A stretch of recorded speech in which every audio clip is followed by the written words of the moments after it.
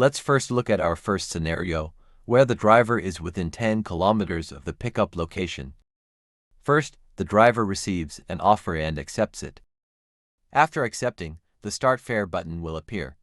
The driver swipes it from right to start the ride. Now the ride has started. Since the driver is already within 10 kilometers of the pickup location, the fare remains zero until the customer is picked up. As you can see, the driver is moving toward the pickup point, but the fare is still zero, only the kilometers and minutes are increasing. Once the driver reaches the pickup point, around 8 kilometers in this case, the pickup button appears. After picking up the customer, the driver swipes the button to start the tour. Now the fare starts increasing after the customer is picked up as the driver moves toward the drop-off location, as you can see here. Once the driver reaches the drop-off location, he drops the customer off and swipes the drop button. This completes the tour. The payment screen will appear.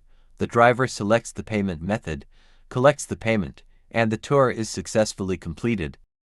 Now let's look at the second scenario, where the driver is more than 10 kilometers away from the pickup location. In this case, when the driver receives a job with a pickup location more than 10 kilometers away, he accepts the offer. The driver then starts heading toward the pickup location.